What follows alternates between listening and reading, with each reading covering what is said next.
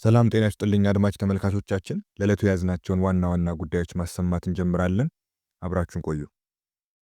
የአሜሪካ መንግስት ለኢትዮጵያውያን ሲሰጥ የነበረውን ከለላ አቋረጠ። የአሜሪካ መንግስት ከ3 ዓመት በፊት ኢትዮጵያውያን በጊዜያዊ የህግ ጥበቃ በአገሪቱ ውስጥ እንዲኖሩ የፈቀደበትን አሰራር እንዲያበቃ አደረገ።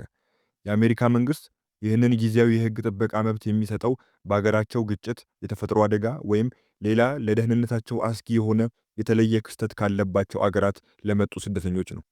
በዚህ የጥገኝነት መብት ውስጥ ተቀባይነት የሚያገኙ ስደተኞች በዩናይትድ ስቴትስ ውስጥ እንዲሰሩና ከሀገር እንዳይባረሩ የሚያደርግ ጊዜያዊ ከለላን ያገኛሉ። ይህ በትግራይ የተካሄደውን ጦርነት ተከትሎ በፕሬዝዳንት ጆ ባይደን አስተዳደር ለኢትዮጵያውያን ጥገኝነት ጠያቂዎች ሲሰጥ የነበረው ጊዜያዊ የህግ ጥበቃ አሁን በስደተኞች ላይ ጠንከር ያለ አቋም በሚያራምዱት በፕሬዝዳንት ዶናልድ ጄ ትራምፕ አስተዳደር እንዲያበቃ ተደርጓል።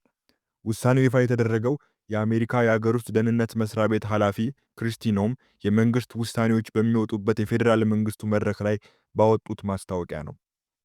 የሀገሪቱን ሁኔታ በመመርመርና ከሚመለከታቸው የአሜሪካ መንግስት አካላት ጋር በመመካከር ኃላፊዋ ኢትዮጵያ ለጊዜያዊ የህግ ጥበቃ የሚያስፈልጉ ሁኔታዎችን የማታሟላ ናት የሚል ውሳኔ አሳልፈዋል በማለት ውሳኔውን አሳውቋል። የአሜሪካ መንግስት ይህንን ህጋዊ ጥበቃ በመጀመሪያ ለ18 ወራት ተግባራዊ እንዲሆን ለኢትዮጵያውያን መስጠት የጀመረው ጥቅምት 11 2015 ዓ.ም የወቅቱ የአገር ውስጥ ደህንነት መስሪያ ቤት ኃላፊ አሌያንድሮ ሜዮርካስ ባወጡት መግለጫ ነበር። በወቅቱ በኢትዮጵያ ውስጥ የነበረውን የትጥቅ ግጭት የተለየና ጊዜያዊ ሁኔታን ከግምት በማስገባት በአሜሪካ ውስጥ ህጋዊ የመኖሪያ ፍቃድ የሌላቸው ኢትዮጵያውያን ጊዜያዊ ህጋዊ ከለላ እንዲያገኙ ተፈቅዶ ላለፉት 3 ዓመታት ተግባራዊ ሲሆን ቆይቷል። ይህ ጊዜያዊ ህጋዊ ጥበቃ ለኢትዮጵያውያን በተፈቀደበት ጊዜ ወደ 27000 ይሆናሉ ተብለው የሚገመቱ ኢትዮጵያውያን ተጠቃሚ ይሆናሉ ተብሎ ይጠበቅ እንደነበር በወቅቱ የአገር ውስጥ ደህንነት መስሪያ ቤት ቃል አቀባይ ተናግረው ነበር። የዚህ ጥበቃ ተጠቃሚ የሚሆኑ ኢትዮጵያውያን ውሳኔው ይፋ ከመሆኑ በፊት በአሜሪካ ውስጥ ረዘም ላለ ጊዜ የቆዩ መሆናቸውን ማረጋገጥ ይጠበቅባቸው የነበረ ሲሆን ከተጠቀሰው ጊዜ በኋላ ወደ አሜሪካ መግባት ለዕድሉ ተጠቃሚ እንደማያደርግ ተገልጾ ነበር። ለስደተኞች ህጋዊ ከለላ በሚሰጠው በዚህ አሰራር ከኢትዮጵያውያን በተጨማሪ የሌሎች በርካታ ሀገራት ተጠቃሚ ሆነው ቆይተዋል። በከፍተኛ ሁኔታ ተጠቃሚ የሆኑት 600,000 ቬንዙዌላውያንና 521,000 ሄይቲያውያን መሆናቸው ይነገራል። ነገር ግን ፕሬዝዳንት ትራምፕ ወደ ስልጣን መምጣታቸውን ተከትሎ የሀገር ውስጥ ደህንነት ባለስልጣናት በቅርቡ የበርካታ ሀገራት ዜጎችን ከዚህ ዕድል ተጠቃሚነት ውጪ እንዲሆኑ ተደርገዋል።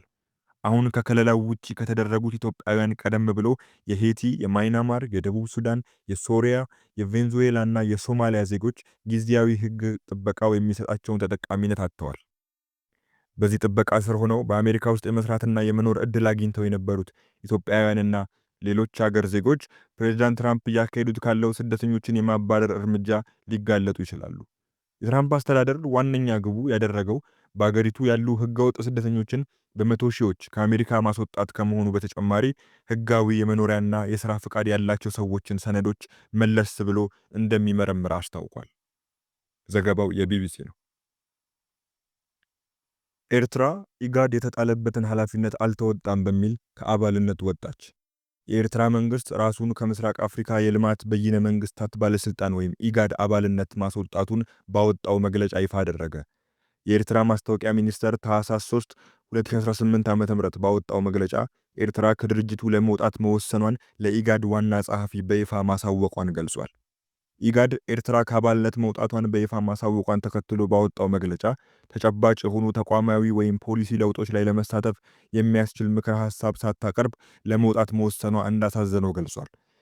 ለረጅም ዓመታት ከድርጅቱ ራሷን አግልላ የቆየችው ኤርትራ ወደ ኢጋድ የተመለሰችው ከ2 ዓመት በፊት ነበር። ኤርትራ ከአባልነት ለመውጣት የወሰነችው ኢጋድ የተጣለበትን ህጋዊ ኃላፊነት አልተወጣም በማለት መሆኑን በመግለጫው ላይ የተጠቀሰ ሲሆን በተጨማሪም ለአባላቱ ምንም ተጨባጭ ስትራቴጂክ ጥቅም ያልሰጠ ድርጅት ነው በማለት ተችተዋለች። ኢጋድ ቀጠናው መረጋጋት ላይ ድጋፍ ማድረግ ያልቻለ ድርጅት ነው በማለት የወቀሰችው ኤርትራ በዚህ የተነሳ ራሷን ከአባልነት ለማስወጣት መወሰኗን አስታውቃለች። ኤርትራ ከቀጠናዊ ድርጅቱ ኢጋድ ለመውጣቷ ጥቅል የሆነ ወቀሳ ከመሰንዘር ባሻገር በመግለጫዋ ላይ በይፋ ለውሳኔዋ ምክንያት የሆኑ ግልጽ ማሳያዎችን አልጠቀሰችም። የምስራቅ አፍሪካ የልማት በይነ መንግስታት ድርጅት ወይም ኢጋድ የተመሰረተው በ1980ዎቹ አጋማሽ ላይ በአካባቢው አጋጥሞ ለነበረው የአንበጣ ወረርሽኝና ድርቅ መፍትሄ ለመስጠት በሚል በተባበሩት መንግስታት አነሳሽነት ነበር። ዋና መቀመጫውን ጅቡቲ ያደረገውን ይህንን ድርጅት ኢትዮጵያ፣ ጅቡቲ፣ ኬንያ፣ ሶማሊያ፣ ሱዳንና ኡጋንዳ የመሰረቱ ሲሆን ኤርትራና ደቡብ ሱዳን በኋላ ላይ ተቀላቅለዋል። ከዚህ ቀደም ኤርትራ ራሷን ከድርጅቱ ካገለለች በኋላ ዳግም ወደ አባልነቷ የተመለሰችው ከ16 ዓመታት በኋላ ነበር። የኤርትራ መንግስት የዛሬውን ውሳኔ ተከትሎ የድርጅቱ አባላት ተመልሶ 7 ሆኗል። የኤርትራ መንግስት ከአባልነቱ መውጣቱን ባሳወቀበት መግለጫው ላይ ኢጋድ በአውሮፓውያኑ 1993 መልሶ ሲዋቀር ኤርትራ ወሳኝ ሚና መጫወቷን አስታውሷል። ከዚያም በኋላ ከሌሎች አባል አገራት ጋር በመተባበር ለለውጡና ለውጤታማነቱ መስራቷን ያስታወሰው መግለጫው ይህም ለቀጠናዊ ሰላምና መረጋጋት ዋና አንቀሳቃሽ ሆኖ እንዲያገለግል በማድረግ ለክልላዊ ኢኮኖሚያዊ ውህደት መሰረት ጥሏል ብሏል። የኤርትራ መንግስት በድርጅቱ ላይ የተሰማውን ቅሬታ ሲገልጽ እንዳለመታደል ሆኖ ከጊዜ በኋላና በተለይም ከአውሮፓውያኑ 2005 ጀምሮ ኢጋድ የቀጠናውን ህዝቦች ምኞት ማሳካት ብቻ ሳይሆን በአባል አገራት ላይ በተለይም ኤርትራን ለመቃወም መሳሪያ በመሆን ጎጂ ሚና ተጫውቷል ብሏል። ኤርትራ ከኢትዮጵያ ጋር ደም አፋሳሽ ጦርነት ካደረገች በኋላ በሶማሊያ ውስጥ የሚንቀሳቀሱ ቡድኖችን በህገወጥ መንገድ ታስታጥቃለች በሚል ክስ ማዕቀብ በተጣለባት ጊዜ ኢጋድን ስትወቅስ ነበር።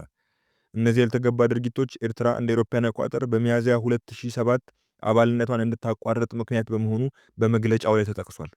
ለ20 ዓመታት ያህል ከኢትዮጵያ ጋር የቆየችበት ፍጥጫ ጠቅላይ ሚኒስትር ዶክተር አብይ በኢትዮጵያ ወደ ስልጣን መምጣታቸውን ተከትሎ ወደ ኢጋድ ተመልሳ የነበረ ሲሆን ተጥሎባት የነበረው ማዕቀብ ተነስቶላት ነበር።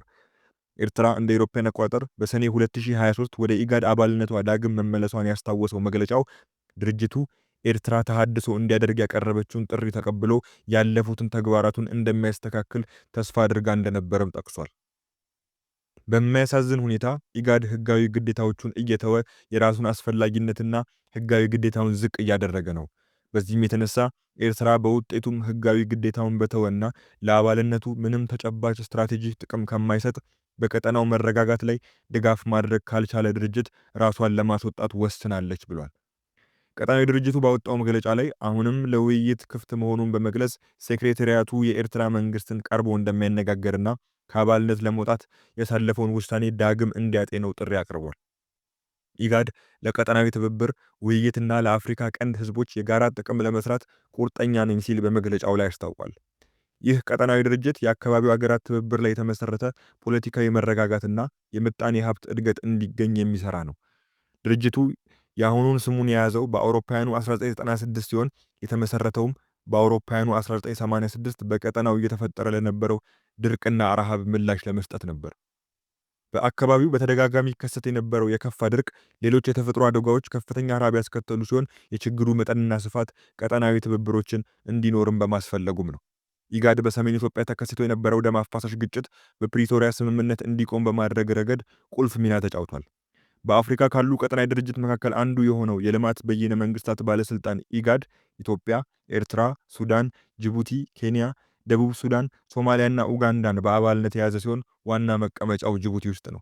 የተቋሙ ዋነኛ ትኩረት በስምንቱ የአፍሪካ ቀንድ አካባቢ አባል ሀገራት ውስጥ ሰላም፣ ልማትና ትስስርን ማጎልበት እንዲሁም የአየር ንብረት ለውጥና የምግብ ዋስትና ችግሮች በመቅረፍ ምጣኔ ሀብታዊ ትብብር ማምጣት ዓላማው ነው። ኢጋድ በአውሮፓውያኑ 1996 የተመሰረተውን በድርቅና በአንበጣ መከላከል ዙሪያ የተቋቋመውን ድርጅት በመተካትና ዓላማውን በማስፋት በአፍሪካ ካሉ ቀጠናዊ ድርጅቶች መካከል አንዱ ለመሆን ችሏል። በአሁኑ ወቅት ኢጋድን በዋና ጸሐፊነት እየመሩ ያሉት የቀድሞ የኢትዮጵያ ውጭ ጉዳይ ሚኒስትር ዶክተር ወርቅነህ ገበየሁ ናቸው። ዘገባው የቢቢሲ ነው።